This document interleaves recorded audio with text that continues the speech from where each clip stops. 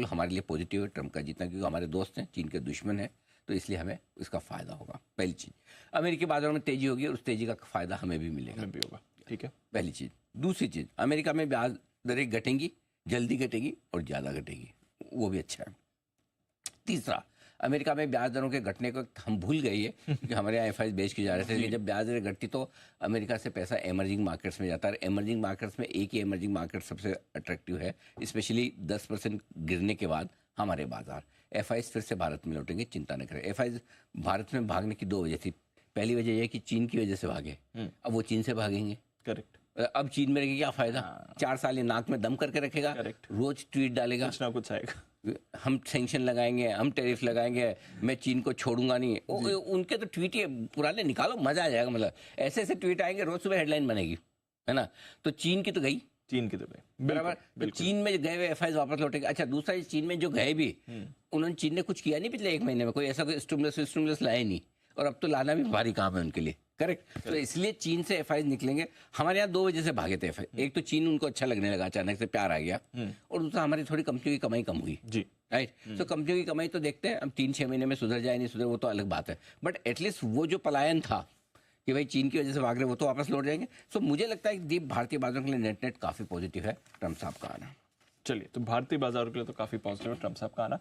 Sectors कहाँ पर फायदा होगा सर, ये बताइए। सेक्टर में दीप सबसे पहले तो आईटी, और हमने आज सुबह कहा था कि आईटी शेयरों पर दबा के खरीदारी कीजिए, पीएसयू दबा के खरीदिए। हमें टेक्सटाइल पसंद है, बैंक्स में इस संवत के दिन भी बोला था मुझे बैंक्स पसंद है, बड़े बैंक पसंद है, जिसमें मैंने स्पेशली एचडीएफसी और एसबीआई का नाम लिया था। अब मैं उसमें आईसीआईसीआई बैंक भी जोड़ रहा हूँ। बैंक्स मुझे पसंद आ रहे हैं, सरकारी बैंक पसंद है, प्राइवेट बैंक पसंद है। आईटी तो आपको जो समझ में आ लीजिए, टेक्सटाइल टू रिटेल तो तगड़ी स्टोरी है। पीएसयूज चलने लगेंगे, ओएमसीज चलेंगे, डिफेंस के शेयर भी थोड़े रिकवर हो जाएंगे। गिरे पिटे हुए सारे पीएसयू जो 50-60% लुढ़के हैं, मैं तो कह रहा हूँ जिन लोगों को डिफेंस शेयर खरीदने का मन है, डिफेंस फंड है, मोतीलाल ओसवाल का है, एचडीएफसी का है, वहाँ जाके पैसा लगा लीजिए, आपको पूरी बास्केट मिल जाएगी। सो ओवरऑल दीप चीज़ें ठीक होने वाली है।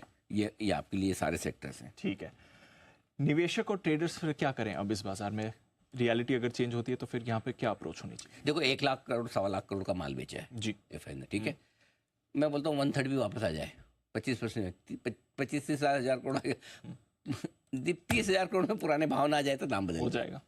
देखो क्या है, ये मार्केट ऐसा, इसको घटाने के लिए ज्यादा बेचना पड़ता है, बढ़ाने के लिए। और ये अब तक 2020 से लेकर जितने करेक्शन आए बाजार में, आप ये नोट करके रख लो दीप, नोट करके रख लो, जितना बेचा है उसका 1/3 भी खरीदा तो मार्केट में ऊपर का लेवल आ गया।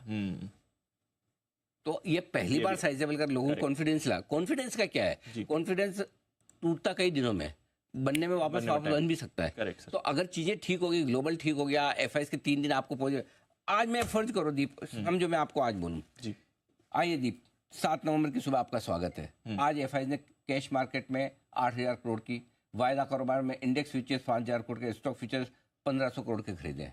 अब बोलो कल बढ़ोगे कि नहीं बढ़ोगे आप? होगा, बिल्कुल होगा, अगर ये हेडलाइन बन गई तो। यस, कौन सी बड़ी बात है 5-7 हज़ार करोड़ की आज खरीदारी ना है। भाई साहब 22% पे इंडेक्स लोन पे गए इस नंबर की सीरीज। करेक्ट, रोल ओवर कम है, हल्के बाजार हैं, आएंगे वापस।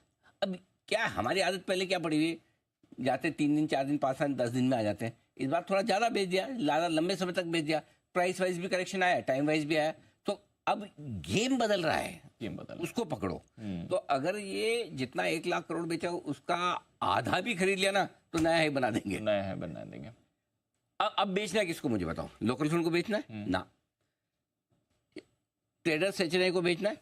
हो सकता है थोड़े जो फंसे हुए लोग भाव आएंगे तो बोले मेरे को बेचना, मेरे को बाद में अलग बात है, दूसरा कुछ और लोग लेके ऊपर में फंसेंगे, वो अलग बात है। लेकिन एक बार तो छूटने की इच्छा होती है, मैं फ्री हो जाऊं थोड़ा, है ना, वो वाला होगा, ठीक है। उसके अलावा तो बिकवाली कहाँ है। सो अब मैं आपको थोड़े टारगेट दे देता हूँ। इमीडिएटली 24,700 24,950 की रेंज में हम जाएंगे। उसके बाद बड़ा टारगेट 25,000 25,250 का है। एक बार 25,300 के ऊपर निकलेंगे तो फिर लाइफ हाई बनाएंगे, तो फिर निफ्टी पे निकलेंगे तो फिर लाइफ हाई बनाएंगे, तो फिर निफ्टी पे ये 2 टारगेट है। बैंक निफ्टी 53,100 53,350 आपके लिए आ रहा है सामने, 54,200 54,500 ये आपके लिए बड़ा टारगेट। 23,800 डबल बॉटम बन चुका है पिछले 2 दिनों में, और पिछले 101 सेशन से 23,750 के नीचे बंद नहीं हुए हैं। 101 सेशन, लगभग 4 महीने।